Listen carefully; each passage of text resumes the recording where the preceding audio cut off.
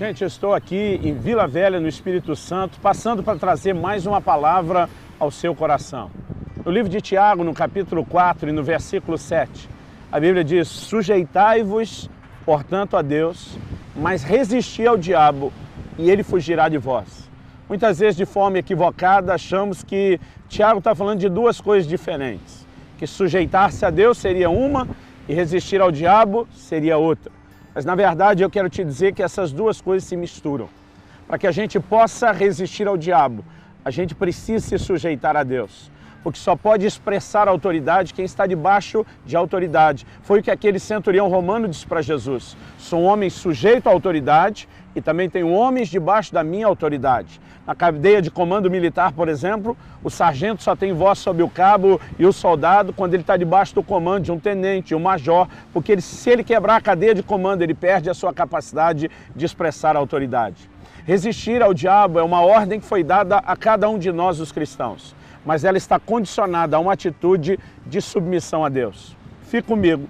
Nos próximos minutos, eu quero compartilhar um pouco mais sobre a combinação dessas duas verdades.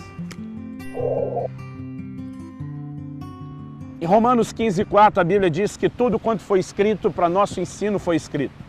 Em 1 Coríntios 10:11, Paulo, quando fala das histórias da nação de Israel, do Velho Testamento, diz: essas coisas lhes aconteciam e foram escritas para exemplo e advertência nossa de quem são chegados os fins dos tempos. Eu quero tomar uma dessas histórias. Em 2 Crônicas 32, a palavra de Deus fala da ameaça de Senaqueribe contra o rei Ezequias, ameaçando tomar não apenas Jerusalém, mas toda a Judá, todo o reino de Judá. E nós temos uma figura interessante, porque Senaqueribe vem zombando de Deus, vem trazendo uma mensagem de desconfiança, e nós temos todo um paralelo por trás do ataque de Senaqueribe, que decide armar um verdadeiro sítio contra Jerusalém. Nós temos uma figura de como muitas vezes Satanás se posiciona contra a gente, falando contra Deus e os seus princípios, minando a nossa fé. No entanto, na maneira como Ezequias age ou reage àquele ataque de Senaqueribe, nós temos algumas lições importantes sobre a responsabilidade que nos foi dada de resistir ao diabo. Resistir ao diabo é algo que Deus confiou como responsabilidade a mim e a você. Eu conheço muito crente que às vezes está aborrecido porque o inimigo se levantou contra ele e ele está meio aborrecido com Deus, como quem diz: puxa, Deus não vai fazer nada a respeito. Eu brinco que às vezes Deus está olhando para a gente da mesma forma, como quem diz: ei, e você não vai fazer nada a respeito? Porque oferecer resistência ao inimigo é nossa responsabilidade. Mas isso acontece numa combinação com a sujeição a Deus. Sujeitar-se a Deus é o que nos dá a autoridade de poder resistir ao inimigo. Em 2 Crônicas 32, a palavra de Deus mostra que Ezequias decidiu fazer algumas coisas. A primeira delas, nós lemos ali nos versículos iniciais do capítulo, que ele decidiu tapar todas as fontes, junto com seus príncipes, com seus valentes, porque eles diziam: porque viria o inimigo e encontrariam tantas fontes. Eles não só fecharam todas as fontes, como um ribeiro também que corria pela terra. E o argumento é: quando o inimigo vier nos sitiar, nós não queremos fortalecê-lo, nós não queremos alimentá-lo, nós não queremos dar nada a ele que o sustente ou fortaleça no seu ataque contra nós. Esse princípio precisa ser entendido, porque quando se trata de Satanás, essa mesma figura cabe na maneira como eu e você temos que lidar com ele. Em Gênesis 3:14, uma das palavras que Deus traz como sentença sobre a serpente lá no Éden. E Apocalipse 12 se refere ao diabo e a Satanás como sendo essa antiga serpente. Deus diz: você vai rastejar todos os dias da sua vida e vai comer pó. Quando Deus fala sobre comer pó, Ele não está falando nem da serpente natural e nem tampouco da forma como ela literalmente se alimenta, porque elas não vivem de pó, elas precisam de outro tipo de alimento. Mas essa expressão pó é entendida quando nós entendemos que Deus formou o homem do pó da terra e diz: tu és pó, do pó você veio, ao pó você vai voltar. E o princípio que eu entendo é que Satanás, a antiga serpente, ele se fortalece da nossa carnalidade. Quando damos vazão ao pecado, quando damos lugar ao que Paulo em Gálatas 5 chama das obras da carne, isso vai fortalecer o inimigo que está nos sitiando. Portanto, quando falamos que resistir ao diabo está conectado com sujeitar-se a Deus, é porque não temos autoridade para oferecer resistência quando eu e você saímos da cobertura de proteção de Deus, que é a obediência à sua palavra e aos seus princípios. Uma das primeiras coisas necessárias para poder se oferecer resistência ao diabo é começar sujeitando-se a Deus, à sua palavra, aos seus princípios. E isso você precisa fazer tomando a decisão de não dar lugar à carne, de não permitir que ela e a sua inclinação ao pecado tenha lugar na sua vida. Uma segunda coisa que a palavra de Deus diz ali em 2 Crônicas 32, que Ezequias fez, foi que ele decidiu restaurar os muros. Eu e você precisamos entender que Deus também tem proporcionado um muro, mas que muitas vezes nós quebramos esse muro. Em Jó, no capítulo 1, no versículo 10, a palavra de Deus diz que o próprio Satanás diz a respeito de Jó, falando diante de Deus, você o cercou com uma sebe, com um muro, e o abençoou lá dentro do muro. Em outras palavras, o diabo estava dizendo, Jó está abençoado e feliz e eu não posso tocá-lo porque é um muro de proteção. Deus providenciou um muro de proteção para mim e para você. E esse muro de fora para dentro, ele é intransponível, ele é inquebrável. O diabo não pode ultrapassá-lo. No entanto, a palavra de Deus diz no livro de Eclesiastes, no capítulo 10, no verso 8, quem romper um muro, uma cobra o morderá. Esse muro que Deus colocou de proteção, ele pode ser inviolável de fora para dentro, mas de dentro para fora é frágil. E quando nós quebramos princípios espirituais, nós estamos na nossa gíria de crente, que eu apelidei de o crentez, nós normalmente nos referimos a isso como dar brecha.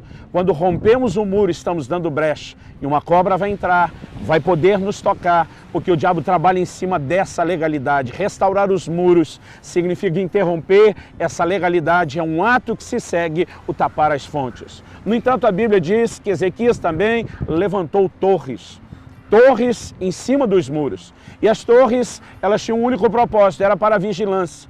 Os atalaias ficavam em cima delas e tinham a responsabilidade de observar na linha do horizonte, porque estavam numa posição privilegiada, se o inimigo estava se aproximando ou não. Eles tinham que antecipar os ataques do inimigo. E nós precisamos entender que espiritualmente nós também. Jesus fala sobre vigilância como algo importantíssimo. E nós precisamos entender que o próprio Deus conecta essa posição dos atalaias vigiando sobre os muros com a oração. Em Isaías 62:6, Deus diz sobre os teus muros, ó Jerusalém, eu pus atalaias, que não se calarão nem de dia nem de noite, até que vejam Jerusalém restabelecida como objeto de louvor na terra. Jesus diz, vigiai e orai, para que não entreis em tentação. A gente não precisa esperar entrar na tentação para depois lutar contra ela. Quando na chamada oração do Pai Nosso, Jesus diz que nós devemos orar, não nos deixe cair em tentação, livra-nos do mal. A palavra mal ali é o maligno. Agora, Jesus não disse para orarmos contra a tentação somente quando a gente não estiver aguentando mais. Ele diz que a vigilância nos permite sequer entrar em tentação. Aquelas áreas de vulnerabilidade da nossa vida devem ser policiadas. Nós devemos estar em vigilância. Nós devemos orar antes mesmo de qualquer problema surgir ou mesmo aparecer. A quarta coisa que Ezequias fez, a Bíblia diz que ele proveu armas e escudos em abundância. Ele preparou o povo com as armas. Efésios 6:12 nos declara que a nossa luta não é contra a carne e o sangue, como era a luta que eles tinham que travar, mas contra principados, potestades nas regiões celestiais. E a Bíblia diz que nós devemos nos firmar no Senhor e devemos tomar toda a armadura de Deus. A armadura de Deus é um conjunto de armas, que na verdade diz respeito a um estilo de vida. A Bíblia fala sobre nos cingirmos da verdade, fala da couraça da justiça, fala do capacete da salvação, de calçar os pés com a preparação do Evangelho da paz, fala de embraçarmos o escudo da fé com o qual podemos apagar os dardos inflamados do maligno, mas também fala a respeito da espada do Espírito, que é a palavra de Deus. Todas as outras armas são de defesa. Andar na verdade, preservar a justiça de Deus, levantar a fé, tudo isso nos protege. O capacete da salvação, guardando nossa mente e os nossos pensamentos. Mas a única arma de ataque que temos é a palavra de Deus. Assim como Jesus enfrenta Satanás no deserto, Mateus 4, Lucas 4 nos mostram isso usando a palavra. Eu e você também precisamos ir para cima do inimigo usando a palavra. E alguém me perguntou um dia, pastor Luciano, e a oração que arma é? Eu normalmente respondo, oração, ela não é a arma, oração é a guerra. Depois de nos aconselhar a tomar toda a armadura, a Bíblia diz, orando sempre, em todo o tempo, no Espírito. Mas antes de arrematar com a ideia de que a oração é a guerra, a quinta e última coisa que Ezequias faz é falar ao coração do povo, dizer, olha, com aquele homem, Senaqueribe, está o braço de carne, com o Senhor está o Senhor nosso Deus, aquele que está conosco é maior do que aquele que está com eles, e ele fortalece a fé do povo. Eu e você precisamos fortalecer nossa fé em Deus, porque o apóstolo Pedro escreveu e diz, o diabo, vosso adversário, anda em vosso derredor, bramando como leão, buscando a quem possa tragar. Mas em 1 de Pedro 5,9 ele diz, resistirem firmes na fé. E através da fé em Deus, na sua palavra, no seu cuidado, no seu compromisso conosco, que nós vamos permanecer firmes diante de todo ataque. E a Bíblia diz que Ezequias, juntamente com o profeta Isaías, eles foram orar ao Senhor. Deus mandou um anjo que fez um strike naquele exército inimigo, trouxe uma grande vitória, um grande livramento, porque orando é que nós travamos a verdadeira guerra. Eu quero te encorajar a se colocar num lugar de sujeição a Deus, policiando essas áreas da sua vida, oferecer resistência ao inimigo, usando não apenas a sua fé, mas todas as suas armas e recursos através da oração. E você, como Tiago disse, vai ver o inimigo fugir de você, porque o plano e o propósito de Deus é que você caminhe em vitória, que Ele te fortaleça, que Ele te sustente, em nome de Jesus.